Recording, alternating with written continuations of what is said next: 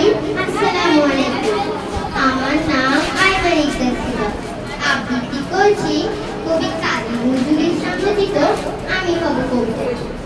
আমি হব সকাল বেলার পাখি, সবার আগে কুসুম বাগে উঠবো আমি ডাকে। সূর্যি মামা জাগার আগে উঠবো আমি জেগে। হয়নি সকাল ঘুমো এখন, মা বলবেন জেগে। বলবো আমি আলসেমে ঘুমিয়ে তুমি থাকো। হয়নি সকাল তাই বলে কি সকাল হবে না গো? আমরা যদি না জাগি মা এমনি সকাল হবে? তোমার ছেলে উঠলে তোমার পোহাবে তবে। উষা দিদি ওঠার আগে উঠবো পাহাড় তুলে, দেখবো শহর ঘুমায় শহর।